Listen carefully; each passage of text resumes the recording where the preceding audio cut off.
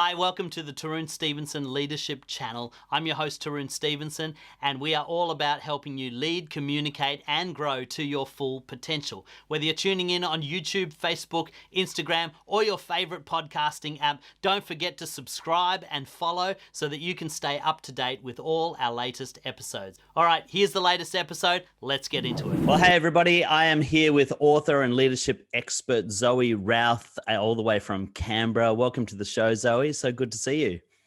Thank you, Tarun. It's so fun to be here. Yeah, well, I'm looking forward to this conversation because the tagline on your website and also the title of your newest book is People Stuff. And you're all about helping leaders get into the difficult challenge of managing people and personalities. Why don't you tell us a little bit about yourself and your journey thus far? Oh, thank you. Thank you for the invitation. Sure. Well, the first thing you're going to note, depending on where you're listening from in the world, is that even though I'm in Canberra, I don't sound Australian. That's because I'm Canadian. There you go. So I was imported in 1996 from Canada. And then my leadership development journey began ages ago when I was probably 16, face down underneath a canoe on a 6-week canoe trip. Wow. And it was an extraordinary experience where I learned a lot about myself and how to get out of difficult jams, like being stuck underneath a canoe, by relying on myself and my colleagues, or my friends, I should say, on that trip. And really fell in love at that point with how people get along and don't get along. What causes a great team and what causes a team to fall apart. And I started doing people dynamics work from then on. So the following summer, at the age of 17, I was a summer camp counselor and worked at that summer camp for 9 summers. Moved on to leading canoe trips and then managing the outdoor experiential wilderness trips there. And that brought me over to Australia here, where I worked at Outward Bound, which is all about people and leadership development in the outdoors. And about, I guess it was 2002, I set up my own leadership development business, primarily through executive coaching to begin with, and that sort of evolved. So I've worked with people all over the world in many different contexts, and I just love bringing people together to figure out what makes things work well and what causes them to fall apart. Okay, so let's start there. That sounds like a really good jumping off point for this conversation.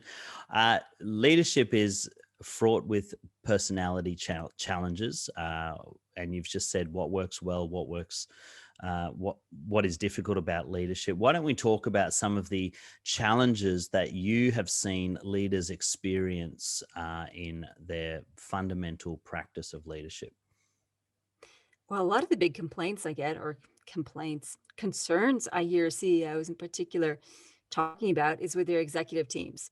Yeah. And it has a number of different flavors. And sometimes it's a new executive team and they just need to get their feet under the desk and figure out what's happening in terms of how do they work together as an executive, how do they manage their own executive role.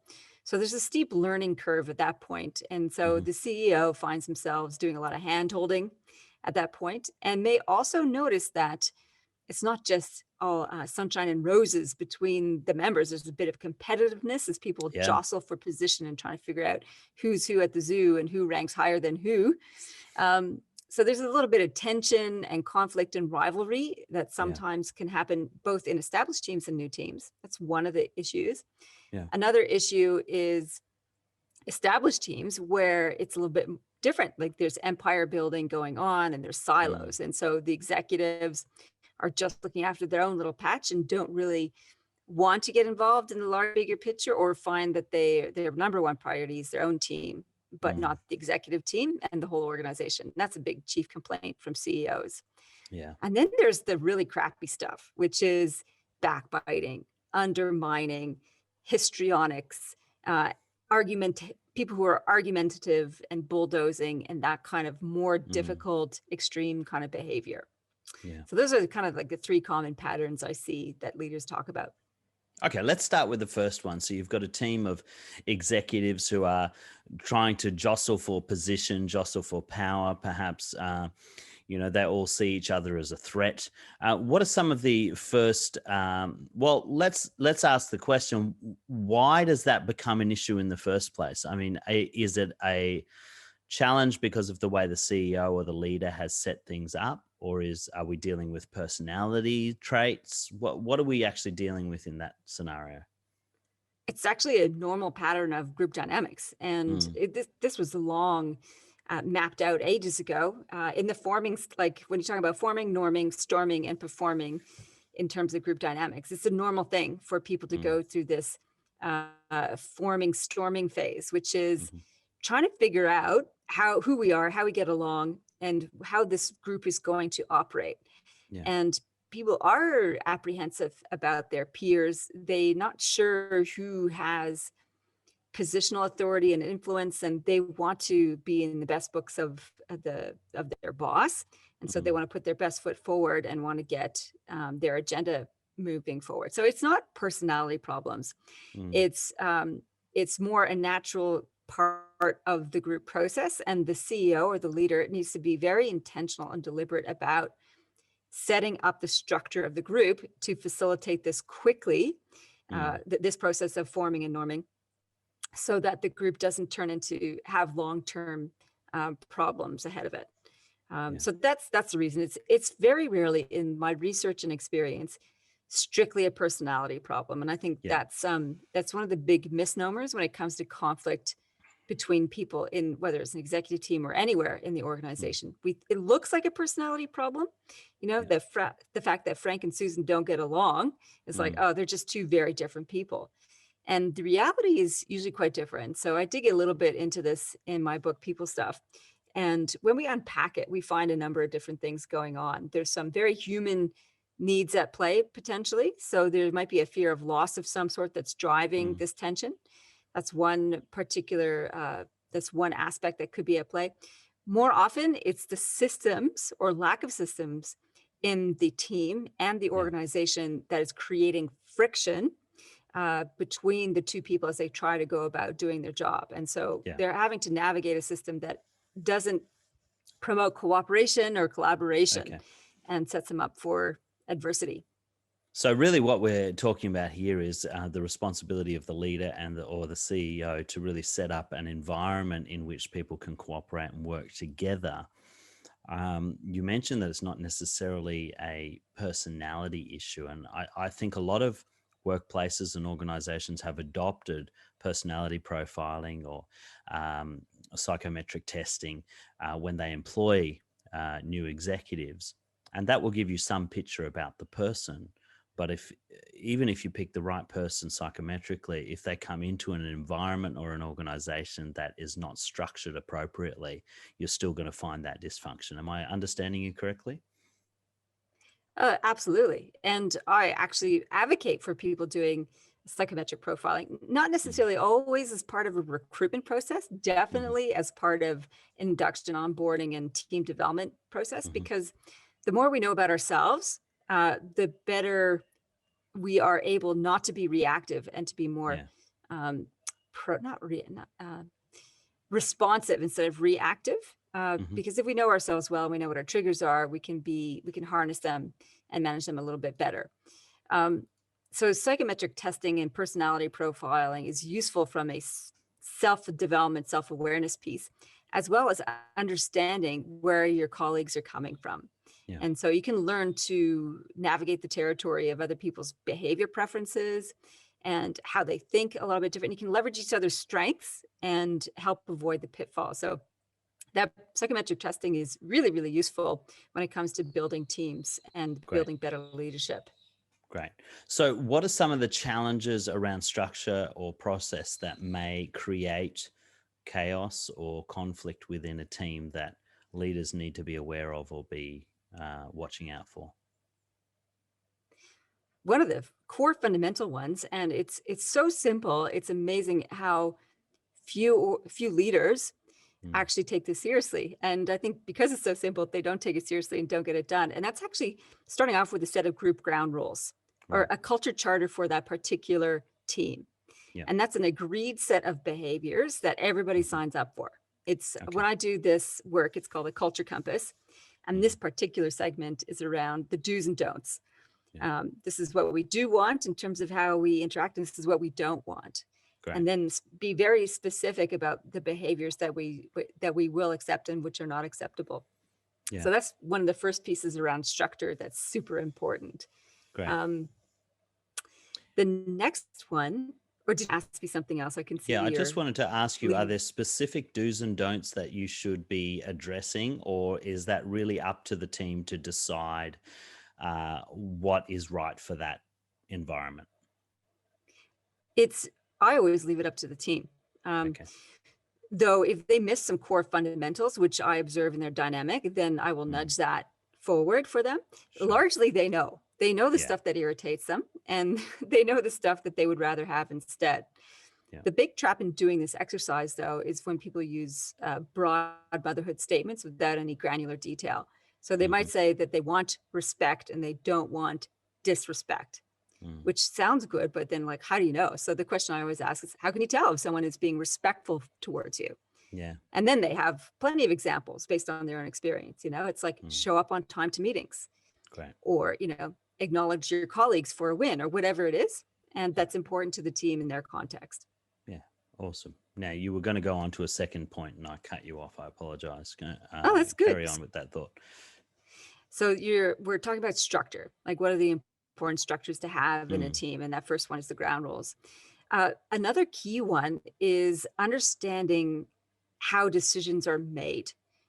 So this needs to be especially with executive teams, this needs to be upfront and clear.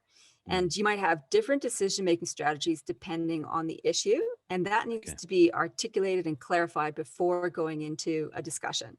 Yeah. So if it's like an idea gathering exercise you're having for your meeting, then the decision-making process may not even be done in that particular meeting. And so the leader needs to be explicit. This is an idea generating session. We're not going to prioritize or skim or eliminate any ideas. So that's what we're here for. How we're going to make a decision on those priorities is going to come in our next meeting, and this is how we're going to do it. We're going to do a risk analysis, or we're going to do a scenario plan, whatever it is, but the decision-making process needs to be upfront and clear. A third structure that is super important for leaders and teams to have in place is delegation and with it, the other big words of accountability and responsibility. Okay. And those aren't often made detailed as well. So delegation means who can give work to whom and to what extent. Okay. So that is pretty important. So leaders know what their scope of license is. And the second piece with that is accountability and responsibility. And they're slightly different, but linked. Accountability means who's going to front up and own the whole process, the outcome, etc. Yeah. Who does it ultimately fall to? Yeah. And responsibility might be a little bit different. It might be, well, who's responsible for implementing? And sometimes accountability and responsibility sit with two different people. Yeah. Okay. And so once you have that clearly outlined, then it's clear on what the relationship is going to be like. So if you and I were working together on a project, it might be like, okay, we're going to do like this podcasting project together. Who's accountable for it? Like, meaning, are you going to like host it and drive it? Who's ultimately going to do the editing and processing and stuff? Like, that's pretty important to know. So who's the real owner of the project? And then who's responsible for doing which bits of it would be the next piece of it. So it's the next level down. And that way there's an implied hierarchy in that is really useful, because people know then who the ultimate decision-making comes down to. Sure. And I think we still need to make that explicit. Okay, so what about in a scenario, I'm thinking of one in my own organization where there are people who are responsible for the outcomes. They own the project, if you like. But then there are other people in the executive team who have say, if you like, or they have some dotted line responsibility to the stakeholders, but they're not necessarily the owner of the project.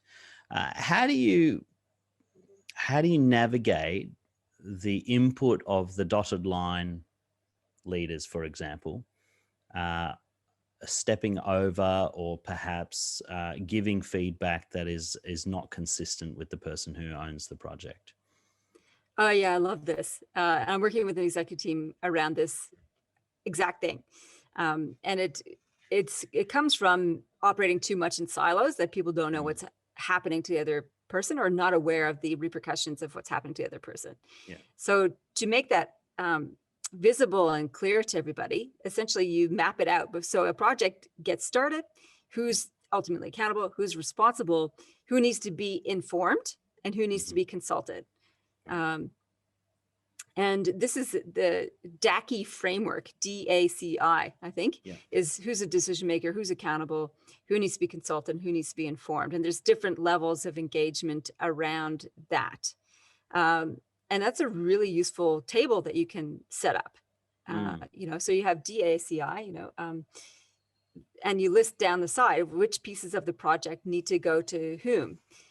So that way you do that first before you even start any of the work. And that way you can share it with all the people who are listed on that page and say, do you agree with this? Or do you agree that you need to be consulted, but you're not necessarily a decision maker? Or do you just need to be informed at the end? Like you don't need to be consulted, but you need to know about it. And that way you can reduce the number of incidents of stepping on people's toes. And also making sure that you consult broadly enough to make sure that you have considered the domino effect of your project across departments.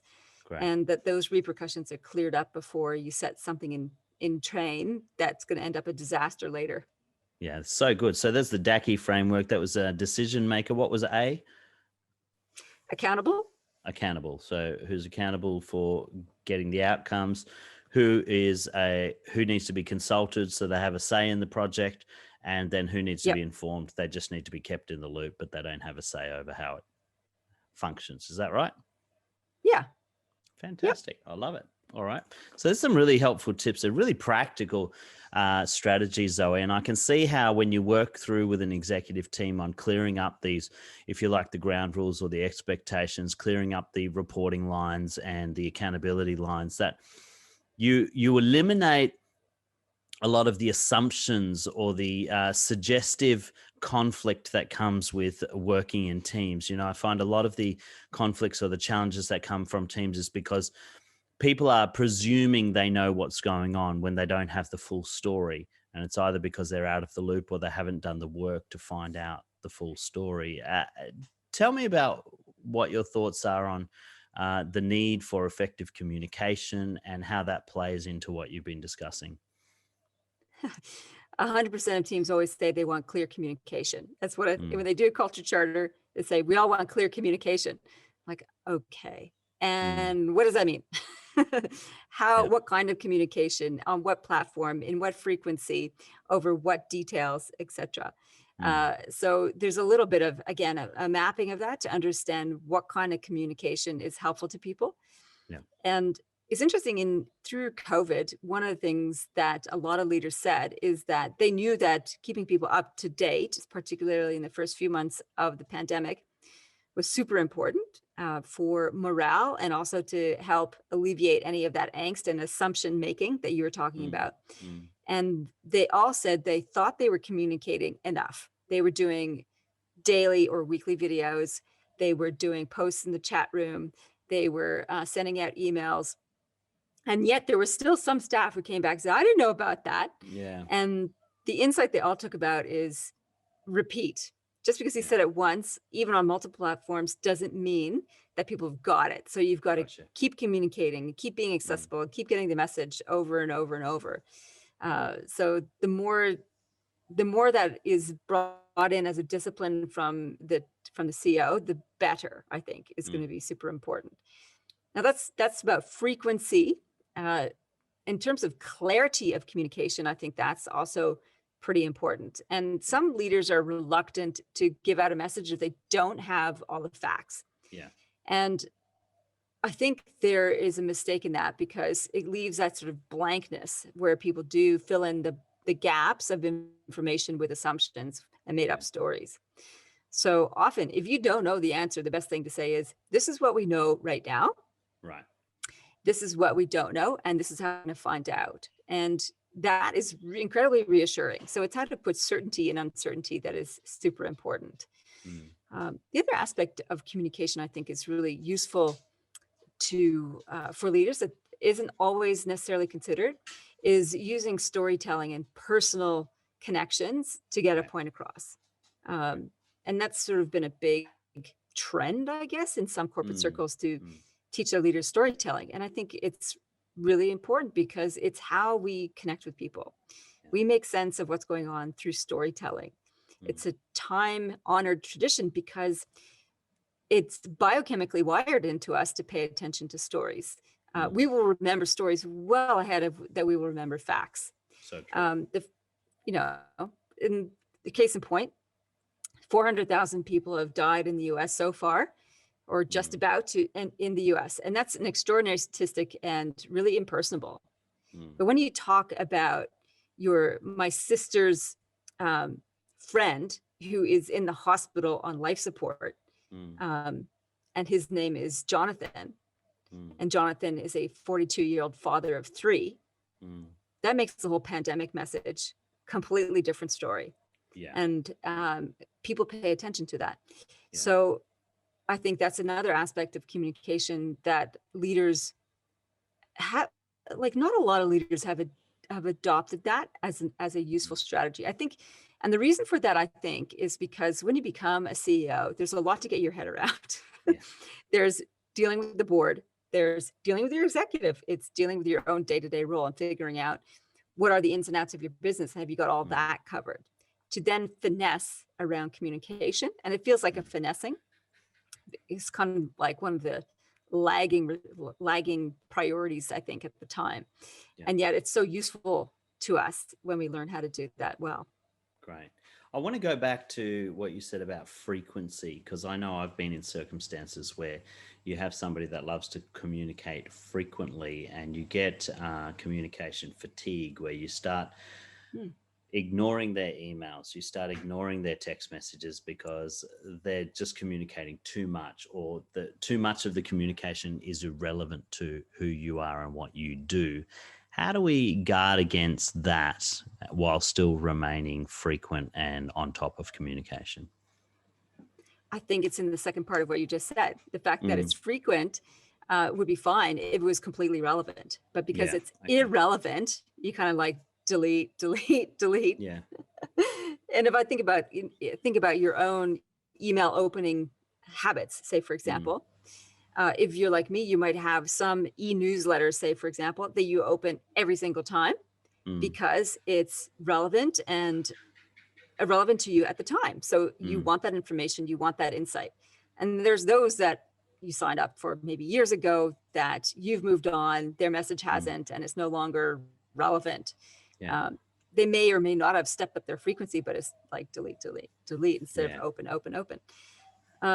So I think the relevance is super important. And I think that I'm just thinking about this now. Do people get a little bit blasé about leaders' communications? Maybe. I think we need context around that. Depends on the situation.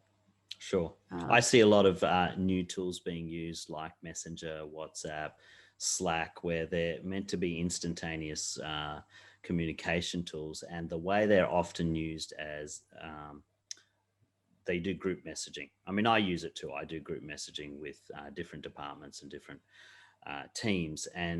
But the group messaging becomes so crowded because it's just a general stream of information that may or may not be specific to individuals, but it relates to the team. And so you notice certain team members start turning off and they're saying, oh, well, I don't need to know because it's just this general stream of information. Is there a place for group messaging and group communication? How do we avoid it from becoming too general, but then you don't want to have to send a dozen different individual messages about the same thing either. So there's that sort of balance between the two. Do you have thoughts on that? Yeah, I do. I think it comes down to protocols for your platforms. And I think being deliberate and intentional about this with your team and teams is really important. And so agreed protocols and principles for, let's say, email. This is how we use email in our organization. It's for this, this, and this. This is how we use the chat rooms, or like our in-house chat room, whatever. We use Slack. Other organizations have their own intranet. This is what you use that for. And this is how we use WhatsApp. And so when you reduce or narrow in the purpose for each platform, then the messages can then be more streamlined for that. Great. So really dialing in the purposes that each platform is used for, rather than using them all as a single platform. You know, I've seen a lot of, you know, we'll send out a Facebook message, then we'll send out a text message, and we'll send out an email, but it all says the same thing. There's no differentiation between the platforms. So what are your tips, just at a basic level, of how those different platforms could be used in the context of leading teams? Okay, so probably you want to delineate, like, what kind of communication do you need to have within your team? You need to have a place where general updates are, you know, general information. So you might say, where is the best place to put that people can access that's not urgent? General update information that people can tune in, so they want to see what's happening. I would say put that in your intranet in one particular stream, you know, and it might be called department updates. So that's there.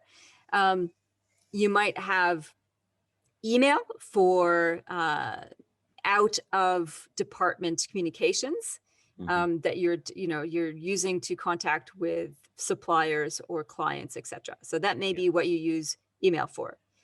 Maybe you use instant messaging with subgroups for specific projects, and you use that for asking questions and clarifying, say, for example.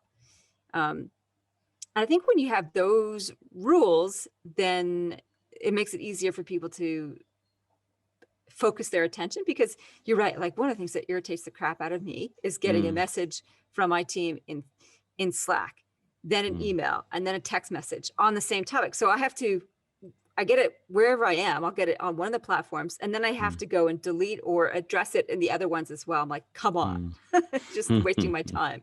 I know you want my attention. So that's the other thing. It's like, how do you elevate something to the top of the attention pile if it's urgent?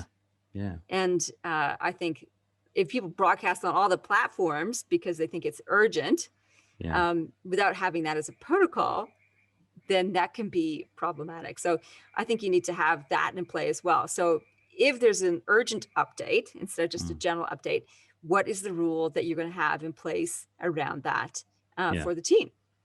And it goes in general updates, and then it might be broadcast to like your WhatsApp messenger. And the only way that you're going to get that happening and breaching the other standard protocol is because it's an urgent all hands update. So Gotcha. I think that's how you could do it that way. Okay, so let's dig into this. I'm finding this particularly helpful, but we have, I think, information overload as people with social media and just digital connectivity in general. You know, we're being bombarded with messages and information on a daily basis, and everybody feels that their message is the most important. And, you know, within teams, everybody wants their email responded to immediately. How do you create or design a structure around helping people decide when their message is urgent, or when it's just it can wait, or it can go in the queue like everybody else? You have some filtering criteria for that, and you may need to come up with that with the individual teams. Okay. So it might be like that's part one answer. Part two answer, which I think is important to set up first, is to have expectations around interruptions and when it is that people can do deep work.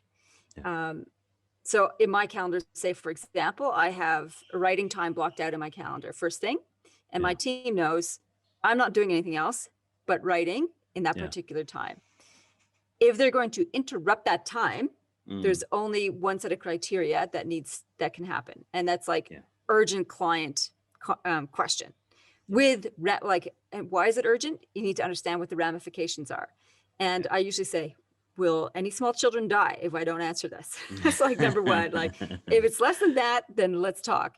And Yeah. it could be there is like a reputational risk at play if it's not addressed Yeah. immediately. And then that's an interruptible cause, say, for example. So you need to think about with the team, what are some possible risks that could happen if this is not addressed immediately.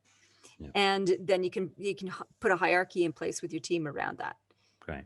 Great. All right. So we've established the ground rules. We've talked about communication. We've talked about structuring teams in such a way that they know how, who's in charge, who's accountable. What are some of the next steps that we have to follow if we're to get high functioning teams working together in a cohesive manner? There's two frames that I think are really important. And then there's the gears in between that, I guess. So the two wheels of a bicycle, I think, for high performing team, the front wheel and the back wheel. The front wheel is purpose. So what is the purpose of that team? Why are you there? And having that be razor sharp, laser clear is super important. What is the clear picture of the future that you're all working towards? Great. The back wheel of the bicycle is the results. What specific results is the team responsible for producing? Yeah. How can you count those? How can you measure it? How can you touch, see, taste it, and feel it? And have a sensory-rich description of the results that you're meant to be producing, and how you're going to count and measure them. So those are the two framing wheels of a high-performing team. Now, the gears that keep the whole thing cranking along, we've talked about one of the gears, and that's structure. The second one is strengths. Right. And strengths is about, and it comes back to that whole conversation we had earlier about personality profiling or any kind of profiling instrument. I tend to use, there's a couple ones that I use to help people understand who they are and what they bring to the table. One of them is DISC, which is a behavior profiling instrument, super easy to understand framework, which I find works really well for people. I use a values assessment as well to see what their particular worldview is. Great. And I also use a leadership maturity framework assessment, which positions them or helps people see where they are in their leadership growth journey. So those are three kind of profiling instruments that I like to use. But anything you can do to understand people's specific strengths, aptitudes, attitudes, approaches, worldviews is super critical. Great. Because that's the ingredients of quality that you're going to mix together for your high-performing team recipe. And then third one is speaking up. And speaking up is, what have you done as a leader to facilitate people to be able to speak up? Right. Have you set the example and the expectation for rigorous and frequent and honest feedback between group members on each other's work, on the work of the CEO, the work of the team? And that whole ability to speak up is pretty crucial. So those are the kind of the three gears in between of the front wheel of the bicycle. Fantastic. So we've got structure, we've got communication, we've got purpose, we've got values, if you like. What happens when all of that is working, but you've got a particular member of your team who either doesn't buy into it, doesn't want to play ball, and you've got to go down the path of having explicit conversations about performance or behavior or both? The first thing I would do is try and figure out what's behind that behavior. So it sounds like one of the four devils of people stuff.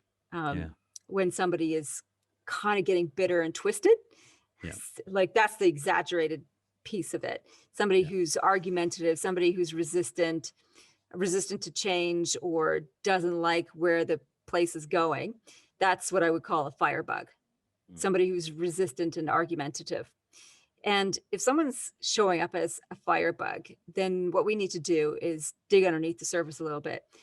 And that kind of behavior is often triggered by a fear of loss of some sort.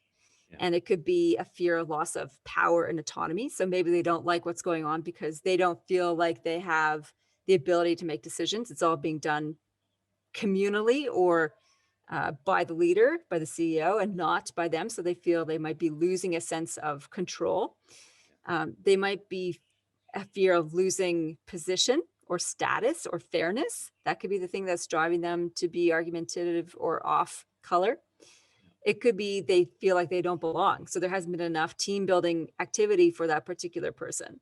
And so they alienate themselves or feel alienated. So that might be loss of a sense of place, or it could be that they're overwhelmed and the loss of performance is something that they're staring down and they're struggling with the new initiatives because they can't keep up. So as a leader, I would sit with like, what could be driving this negative, perceived negative behavior? Because it's a survival behavior often. Then it's time to have a conversation and to talk to that person about, hey, this is what I'm seeing. This is the impact it's having. What's happening from your point of view? And so you start to unpack a little bit, and maybe you've figured out one of the triggers, and maybe there's something else entirely. So that's the starting point. Where did you want to go to next with that? Yeah, and well, like I think that's a great starting point. Delving beneath the surface and trying to find the motivations. There are a lot of the consulting I do is in behavior management. I work with educators, and understanding the motivation then needs to lead to some kind of conversation around a path forward. Structuring that sort of way out, not rather than just leaving them there where they are. And what happens when you have those conversations and the person is still not buying into what you've discussed? They're resistant, they're digging their heels in, they're being the firebug, if you like. At what point do you move from being supportive to having to manage that person out or performance manage them? Yeah, it's a tough one, isn't it? So somebody who's digging their heels in and cannot hear or will not hear your feedback is somebody who's gone into an amygdala hijack. So they're in survival mode. They're primed for survival. They've got adrenaline and cortisol flooding their system, and they probably can't rationalize and process what's going on. And I've talked to one leader. He was working on the farm, and he had to deliver some feedback to an underperformer, and went out in the field to go talk to him, hopped out of his car, and the other guy heard the first couple sentences, said nothing, got into his car and drove off. So just completely disengaged by physically removing themselves. Like, well, it's really hard to give feedback if they just refuse to be present. And that's somebody who's like, this is a huge threat to them, obviously. So without having that's extreme case. Largely in corporate setting, you don't have people running away like that necessarily, though you never know. You're sitting down, you're having a conversation, but they're firebugging on you. So they're getting angry and frustrated and so on. At that particular point, in the middle of a conversation like that, you need to take a time out and go and ease the tension and then come back to the table so that they can get their rational brain back online. If you do all that and they're still, arms crossed and don't want to have a barb and feel like they're being hard done by, then it's time to get serious and start documenting. And to have specific examples of evidence and impact of that particular person's behavior. Right. More often than not, though, I think leaders regret not dealing with these things sooner. There's very few leaders who say, oh, I wish I'd given them another chance. Usually it's like, it was so much better when I just dealt with it and helped them to leave. And sometimes the reason they're like that might be because they're in over their head. They don't have the skills or the resources or abilities to do it. They're mismatched to the job. And it's less about they're an idiot and less about they're just an argumentative jerk and more about that. Like they're just, or they've got so much going on at home, they just can't, they're not functional. In which case you have to keep in mind, like, what's the impact on other people on the team, on you as a leader? How much time and energy is being sucked into this? And this person might be best suited elsewhere. So again, I sort of weigh up the consequences. What are the short-term and long-term consequences if this is not dealt with now? And that way leaders can make a better, sensible decision, as well as a sensitive one. If you've given them enough airtime and discussions and opportunities to grow and to change and shift, and you've been explicit in that and fair and equitable, then you can't force somebody to comply, unfortunately. Or fortunately, I'm not sure which. So you So you're having the difficult conversation, and talk to the leader who is perhaps afraid of having that conversation because of the knock-on repercussions that it may have. Maybe that person has made a threat that they're going to cause trouble, or they're going to destabilize things, or perhaps you just know that they have a lot of influence and they may affect other people in the team, and so you're reluctant to address it or confront it the way it needs to be for fear of the repercussions of that. What do you say to a leader who's in that place? Tarun, one of the things I always guide leaders to do first before they even have the conversation is to get super clear on the intention for the conversation. Mm. And I was working with a leader on this just the other day, actually. And we were talking about, like, she had a behavior problem with one of her people that she was managing. I'm like, okay, so if you're going to sit down with this person, what is it that you want to achieve? And she said, well, I want them to stop doing what they're doing. I'm like, okay, that's kind of like baseline. And when we have behavior challenges, that's like this baseline. So difficult conversation is we need them to stop, and it's difficult because we're afraid of repercussions, they're going to upset, whatever. Yeah. So if that's your intention, to get them to stop doing that, the next thing to do is to ask why. Why is that important to you? Yeah. And it might be like, well, it makes my life easier. I'm like, okay. And what else? And you start to dig. I like to ask, why is this particular resolution so important? And ask 3 to 5 times. And so we dug with her a little bit until she was getting a little bit exasperated. I'm like, keep going. Why is it important for you to have this person not do that thing so that your life is easier, so their life is easier? So then why is that important? And you feel like you're just asking stupid questions, and it's so important. She got to the point of, well, I want them to be happy at work. I'm like, and what else? So that they can be successful in their work. Great. This is ultimately your intention. So if you go into the conversation with that intention, that you want them to be happy at their work and that they're successful professionally, and you state that up front, the whole conversation is different. And you use that as your North Star to guide you through any of the difficult conversations. It's like, if I'm sitting down with Cheryl and I'm saying, Cheryl, the reason I want to have this conversation is because I want you to be happy at work and I want you to be successful professionally. And I mean it sincerely. They can feel that. And so it brings them on board. So you're less likely to have resistance at that point. And if the conversation gets derailed, you can bring it back to that. And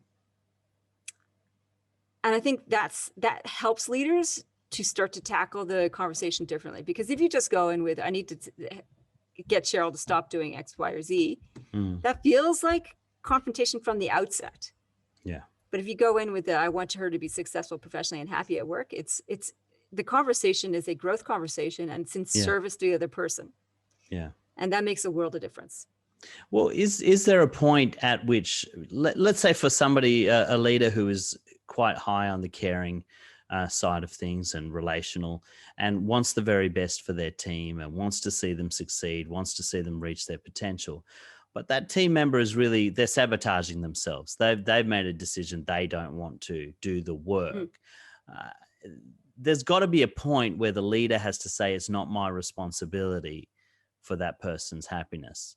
I can do all I can to give them that opportunity. But if they can't be happy, or if they're working against their own happiness and job satisfaction, then there has to be a position where I transition to making a decision that's best for the team or best for the organization. Talk to that leader who's maybe wrestling with the relationship or the loss of relationship through having difficult conversations. Oh, yeah, sure. So the empathetic leader who believes the best in every person and believes that everybody can be successful and sees the good in them, they can be overly compassionate, too much heart, not enough wisdom. So the balance for any leader, and I use the archetype of the elder to help people be guided with this. The archetype of the elder has 2 things that are really important to them. One is the compassion piece, and the other piece is the wisdom piece. So as an elder, we want to lead with both wisdom and compassion, not one or the other, but both. So we lead with the best of our head as well as the best of our heart.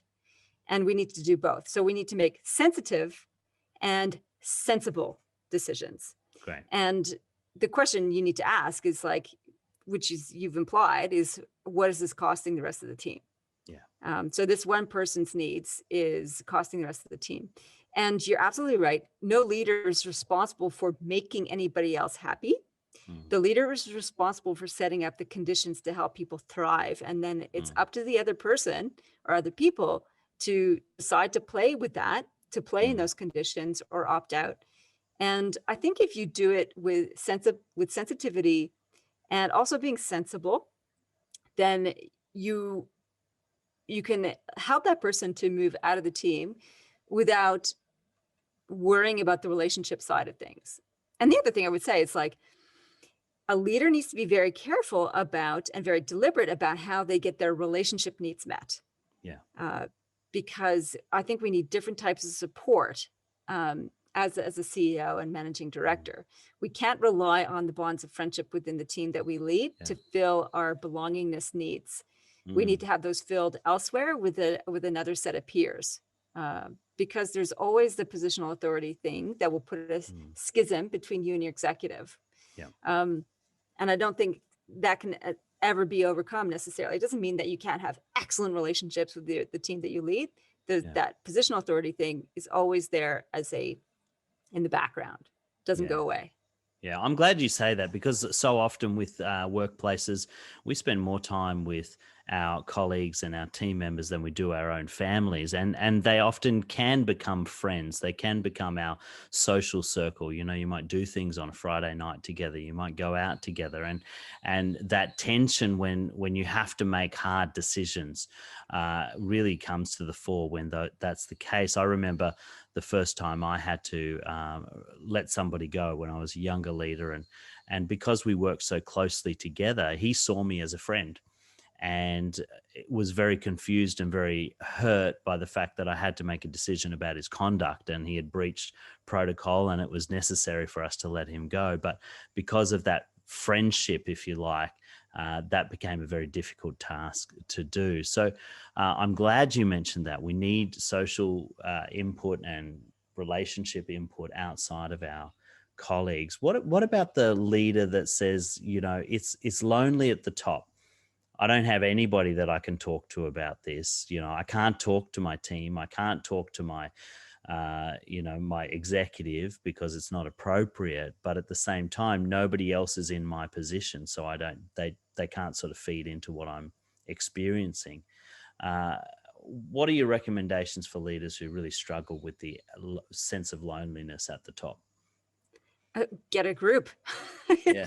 You know, there's plenty of established leadership groups out there that are designed specifically to deal with that. I mean, I run one myself called Amplifiers. It's explicitly for CEOs and managing directors to come together to grow themselves, and also to have a forum to get those conversations had, where you don't need to put up a front and be the CEO boss. You can be the human complaining about the human side.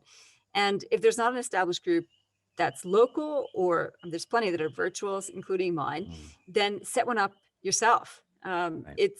It's a really important responsibility as a leader to have that outlet. And I think it's you're shooting yourself in the foot if you don't have that community to turn to. I think it's a leadership responsibility to have one.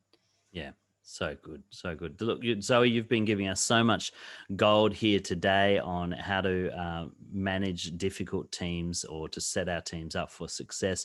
I know you've written a book on it called People Stuff. Say a little bit about your book and how we can get a hold of that. Oh, thank you very much.